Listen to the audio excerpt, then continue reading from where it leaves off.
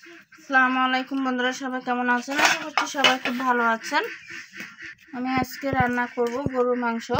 আজকে আমাদের জমিনে ধান লাগানো হচ্ছে, অনেকগুলো মানুষ কাজ করছে। আমি মাছ রান্না করেছি, সবজি রান্না করেছি, একটা ভর্তা করেছি, তারপরে আজকে আবার এই মাংসটা রান্না করব। সব কিছু কিন্তু করা শেষ আমার। আমি মাংসটাকে ধুয়ে নিয়েছি, এবার দিয়ে দিব আদা। এখানে 1.5 কেজি সিনার মাংস আনা হয়েছে। আমাদের ঘরে সিনার মাংসটাই সবাই কিন্তু পছন্দ করে। রসুন দিয়ে দিলাম। আমি সবকিছু কিন্তু বেটে নিয়েছি।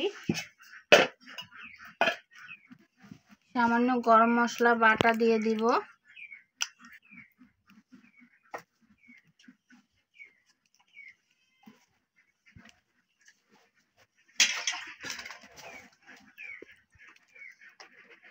হলুদ দিয়ে দিচ্ছি,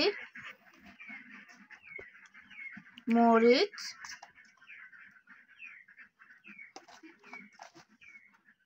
ধনে,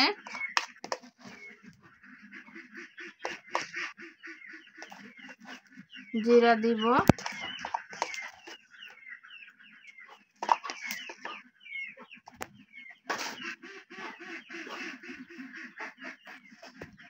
লবণ,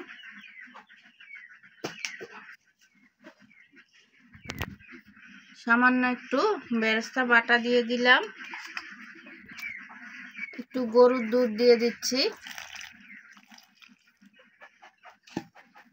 আমি এবার সবগুলো মশলা সহকারে ভালোভাবে মাখিয়ে নিব। আমি 2টো তেজপাতাকে চিড়ে দিয়ে দিয়েছি, দারচিনি দিলাম, এলাচি চিড়ে দিয়ে দিচ্ছি। আমি কিন্তু বাটা গরম মশলাও দিয়েছি, আর একটু বাটা গরম মশলা পরে দিব। লং দিয়ে দিলাম। এবার আমি মাংসটাকে 10 মিনিটের জন্য ঢেকে রেখে দেব। আমি চুলায় চলে এসেছি, পাতিল বসিয়ে দিয়েছি, তেল দিয়ে দিচ্ছি।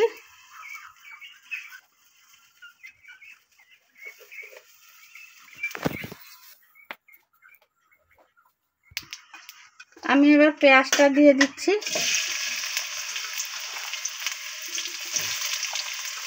রান্না অনেক দেরি হয়ে যাচ্ছে, আর ভাত চুলায়, ভাতটা হতে একটু সময় লাগবে, সেই জন্য গ্যাসে চলে আসলাম। অর্ধেক গ্যাসে করব আর অর্ধেক চুলায় করব।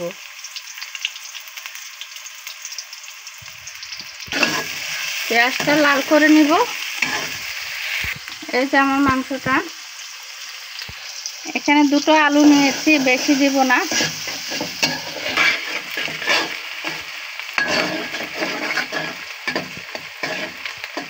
আর 2টো তেজপাতা দিয়ে দিচ্ছি।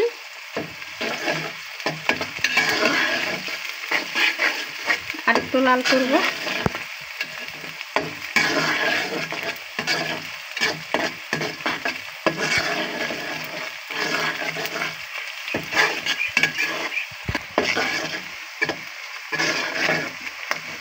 আর একটু লাল করতে হবে, প্রায় হয়ে আসছে। আমি এবার মাংসগুলো দিয়ে দেব।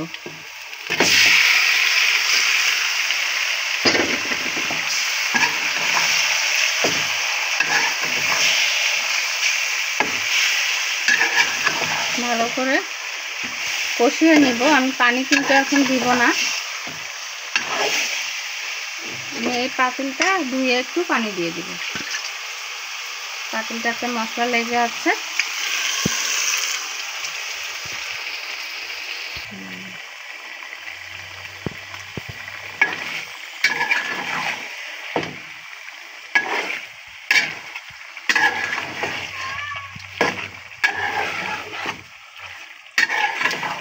কষিয়ে নিব, ঢেকে দিব।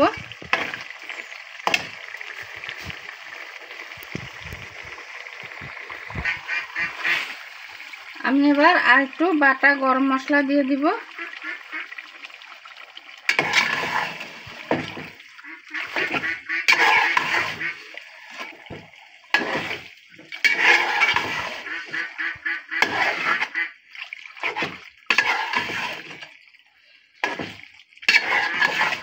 অনেকটা চর্বি, যেহেতু এটা সিনার মাংস, আমাদের ঘরে কিন্তু সিনাটাই বেশি পছন্দ করে সবাই। আমার কাছে আবার রানের মাংস ভালো লাগে না।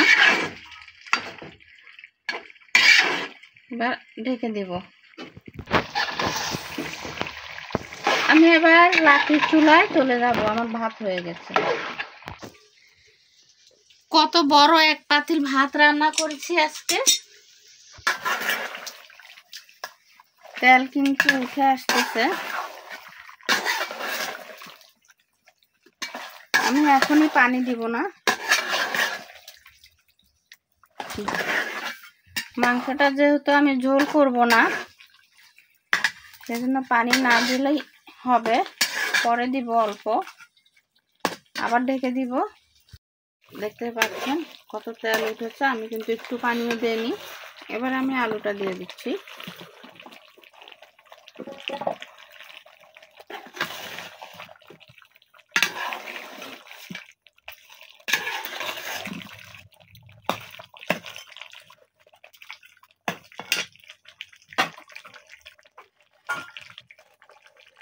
এখানে বেরেস্তা বাটা এটা দিয়ে দিচ্ছি।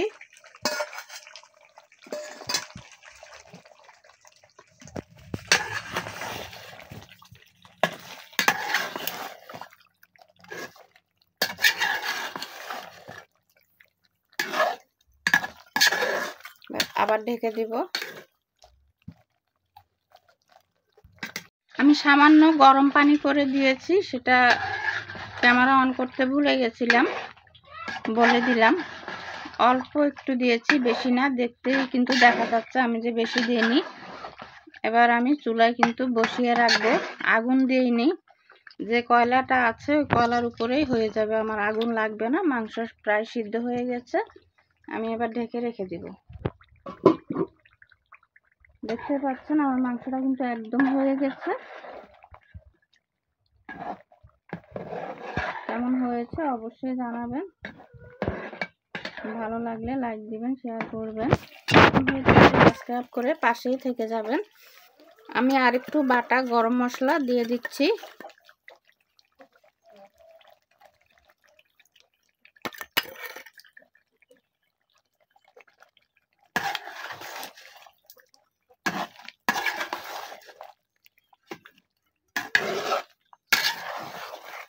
আমি এবার 2 মিনিট ঢেকে রেখে দেব, তারপর নামিয়ে নেব।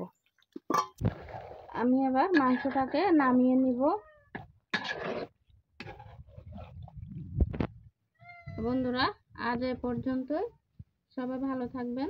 আল্লাহ হাফেজ।